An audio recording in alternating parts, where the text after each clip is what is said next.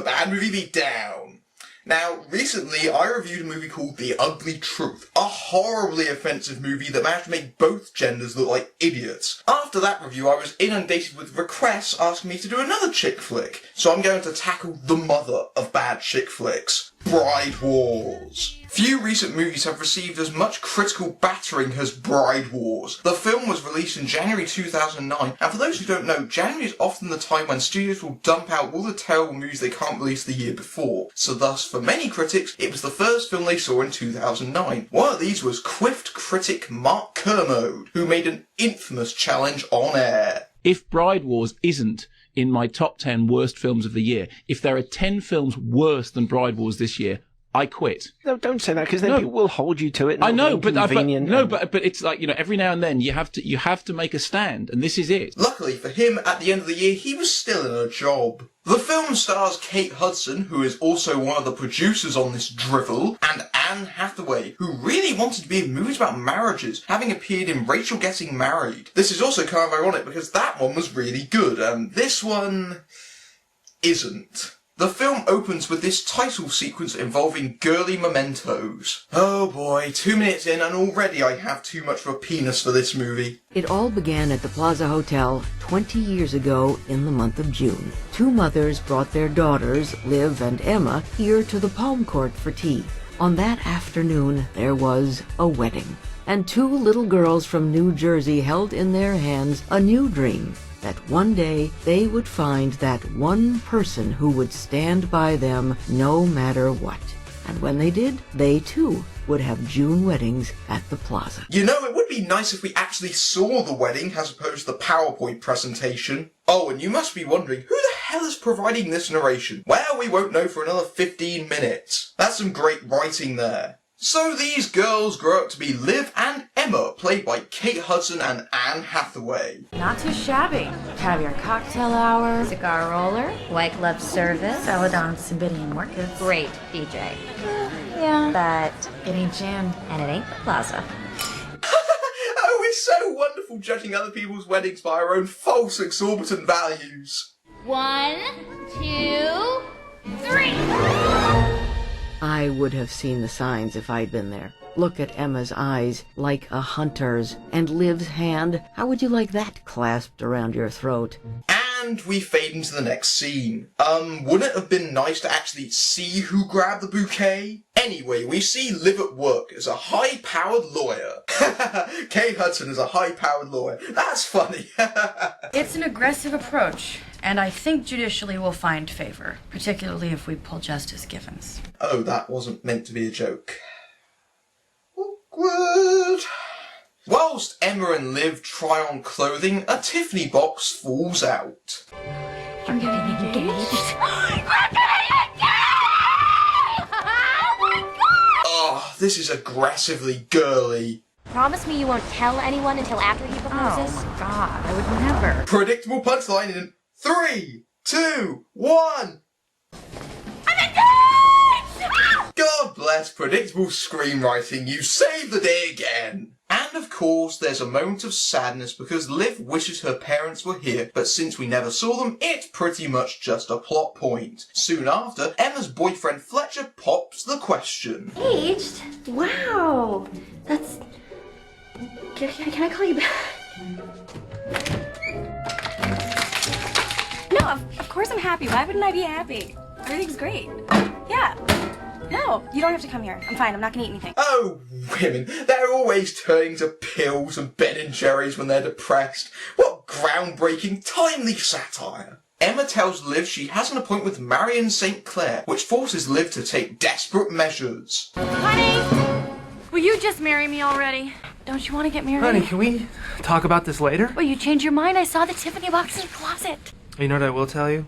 I have never met a more obnoxious, complicated, overbearing, gorgeous, smart, sexy woman in my life. And if you had just waited until tonight, well, then you wouldn't be the woman I fell in love with because she doesn't know how to wait. No, no! If your girlfriend storms into your office demanding she marries you, run away! Run far, far away!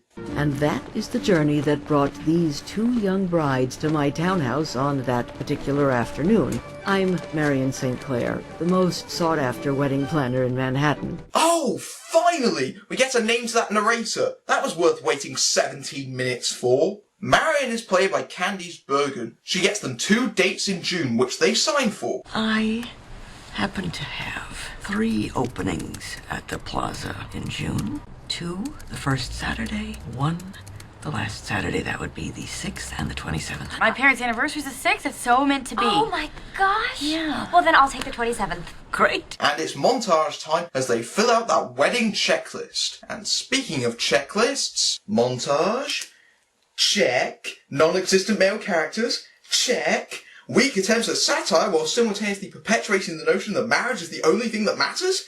Check, check, check, and check again. Now let's get to work on the rest of those cliches. It's perfect. I know. I should probably keep looking. Do you think there's something better than Vera Wang? I'm sorry, do they keep that next to the something that is better than chocolate? Oh, those Vera Wang jokes. They're hilarious. Who the f*** is Vera Wang? But Marion interrupts them with some bad news. And from this point on, this is where the shit really hits the fan. A terrible mistake has been made. One, I assure you, has never happened before in the House of St. Clair. Your weddings have been scheduled for the same date. Mother F? Oh no! That's horrible! Wait, why? Surely in their girlish romantic fantasies, being married on the same day would be, a good thing? I could understand if there was only 1 slot for that day, but there were 2 in the first place. Where's the conflict in that? The next available date at the Plaza is June 15th. Perfect, I'll take it. 3 years from now. Wait, 3 years from now? If it was booked up that early, how come there were slots for the current year? It's no problem, because I'll negotiate it. I negotiate for a living. I'll get the other bride to switch her dates with you. You're a high-powered lawyer and you signed a contract. You're more than within your rights to sue her pants off. Marion refuses to give them the other June client's details, so the 2 go after Marion's fired secretary and bully her into providing the information. Hello, Angela. Just tell us where the other bride is, and nobody's gonna get hurt. What wonderful, likeable people we have as protagonists. And as if that wasn't enough, they find the woman in a department store, and I have no idea how they found her there if they were given her home address, and then proceed to pester, bribe, and annoy her into giving up her wedding date. This isn't funny. These are mean, vindictive women who I wouldn't want to be around, let alone watch a movie about them. They get thrown out of the store, and their attention soon turns to each other. One of us will just have to be married on a different day. Absolutely. Probably not the one of us who's been saving up for a decade because she makes a pittance compared to the other one of us. True, if the other one of us wasn't so desperate to get married at the Plaza, because the Plaza practically is the only happy memory she has of her childhood, so, oops. Okay, I hate to take sides, but Liv has more reason for staying with that date than Emma does. I mean, why does Emma need to get married at the Plaza specifically in June? I mean, she's still getting married at the f***ing Plaza! How dare you besmirch the honour of Anne Hathaway? No, Welshie. I like Anne Hathaway as much as you do, but her character's clearly in the wrong here. Silence, English boy! Yeah, you keep saying that, Welsh boy. A double wedding. I think that's a great idea. It would be a hell of a party. No. I've shared everything my whole life with Liv. I kind of like my own day, just once. And that is a really weak reason for why she can't have a double wedding, especially since the 2 have been inseparable so far in the film. And once again, an element of satire creeps in because her boyfriend is doing his taxes at the same time. You know, I wish I was doing my taxes about now. It's less painful than watching this movie. Things are sparked off, however, when Liv starts choosing her save the dates, which forces Emma to send a gibberish email to her friends list to beat her. And so this pointless, moronic war begins. Move your date, Liv. You move your date, Emma. It's done. You lose. Your wedding better watch it. What did you just say? Your wedding can suck it. My wedding can I suck said it. your wedding can suck it. Your wedding can be... I mean, yours can be not that... Please. Your wedding will be huge. Just like your ass at prom.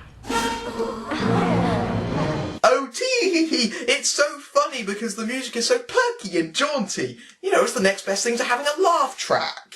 So the pair struggle to find maid of honours, with Emma going with her annoying teacher associate. Together they come up with a way to get back at Liv. Delivery for Liv Lerner? That's chocolate. Liv, you deserve this and more. Isn't Daniel the sweetest? I'll just have one. Thanks. Just one. Was she up there? Yeah. Oh. And it's impossible to go get them back? No. She ate half the box already, lady. Oh, women. They have no impulse control when it comes to chocolate. What a fresh observation. This isn't totally lifted from Mean Girls. But Liv comes up with a way to spite Emma. Well, let's see here. We haven't had a flamboyantly gay stereotype yet. I am Ricky Koo, the doctor of dance. And check. Get on your feet and let's... Y'all ready for this?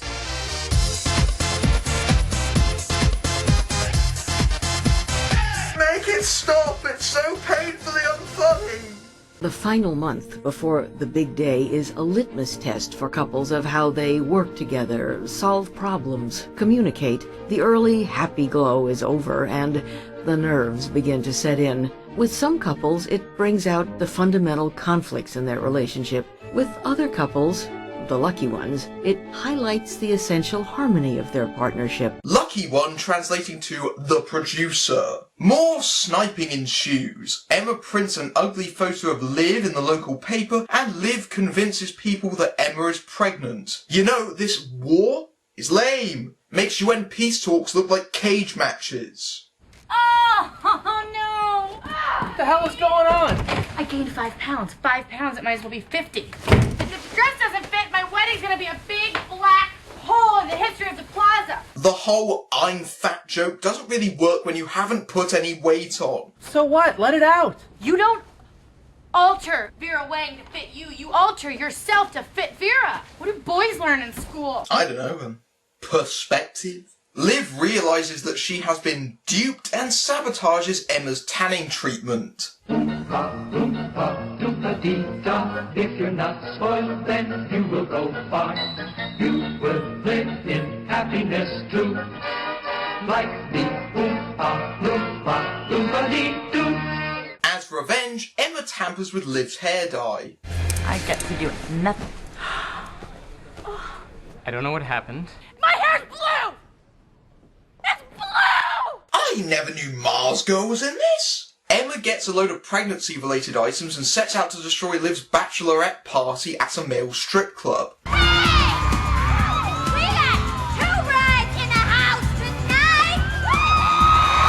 I haven't left out anything. This is the plot. A bunch of unfunny set pieces back to back, and it's just as tedious as it sounds. We then have a dance-off between the pair. I think a dance-off between Mars Girl and an Oompa Loompa would probably be more entertaining than this, and a lot less embarrassing for everyone involved. Believe me, Anne Hathaway flaunting her stuff on a rope is far less sexy than it sounds. And I like Anne Hathaway. You keep saying that, you big gay boy. I do, Welshie, I swear, but it's just not sexy or funny. But uh-oh, all that hard partying has made Liv forget about a big meeting. Maybe it's just me, but maybe I wouldn't schedule my bachelorette party before my big meeting, you cretin. And of course, this scenario isn't wacky enough, so how about she wears her shirt on her head to try and cover her hair? Obviously it doesn't go well, as she has a good cry out how her life isn't perfect. Given that the character is a super competitive bitch, I have no sympathy. Meanwhile, Fletcher has the audacity to actually say something about the situation. Lately you've been very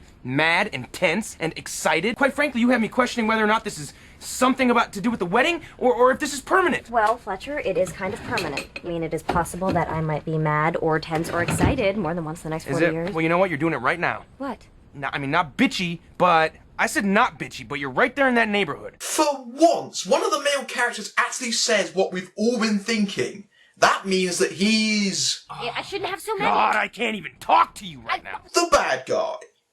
Right. I should mention that Liv's husband doesn't even utter a single word against her the whole movie. He is constantly supportive and never seems to have a solitary doubt, which makes him an incredibly boring character. I don't even think he's one-dimensional. Oh, thank Christ, it's the wedding day.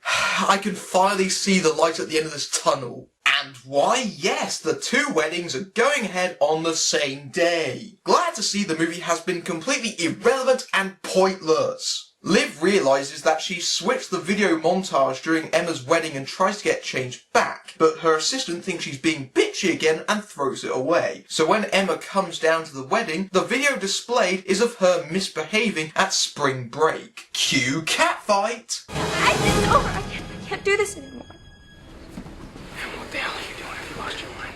Your friend, history. Judging by that DVD, you're a lot more like her than I thought. Good. I hope so. What? You're in love with the girl that you met 10 years ago.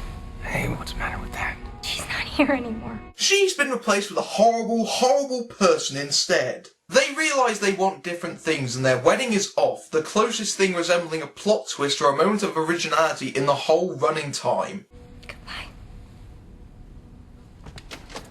And this is the last time we ever see him. Bye! The pair realised that their fighting was dumb and actually counterproductive. I'm so glad they came to that realisation that we discovered an hour ago. If I ruined it for you, I don't want it anymore.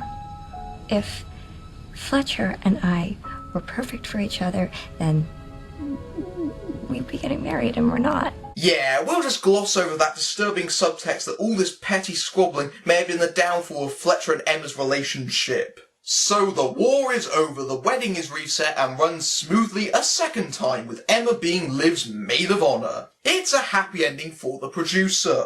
Sometimes in life, there really are bonds formed that can never be broken. Sometimes you really can find that one person who will stand by you no matter what. Maybe you'll find it in a spouse and celebrate it with your dream wedding. But there's also the chance that the one person you can count on for a lifetime is the same person who's been standing beside you all along. What a sweet, touching load of bullshit! These two friends didn't stick by each other. That was the whole point of the film, Candy Spoon. These two friends did horrible, nasty things to each other. You can't just tack on a friends forever message at the end of it because it's completely false and meaningless. But we're not out of the woods yet, folks, as we move to 1 year later. How was it? How was the vacation? It was amazing. I want to know everything about it. Actually, I don't. I really don't. You married my brother, and that's weird, so I don't want to know anything ever. Why does this seem tacked on, like the producers realised that Anne Hathaway's character got completely screwed over in the ending? Yes, Emma confided in Liv's brother on several occasions, but it seems abrupt to have them pair up at the very end. Should we toast to marriage? Actually, I'm not drinking. Neither am I. Are you pregnant? When are March I'm due? 3rd. When are you due? March 3rd.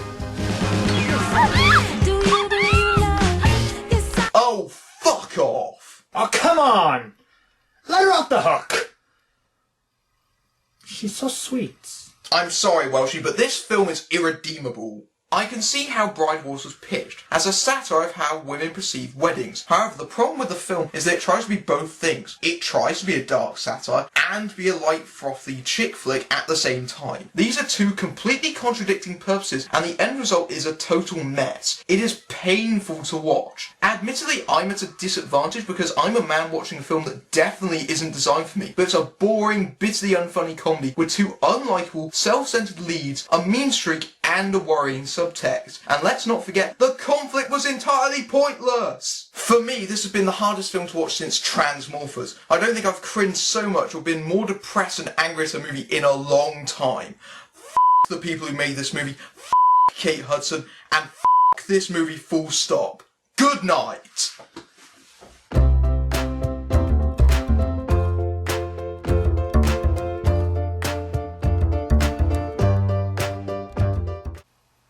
What's that?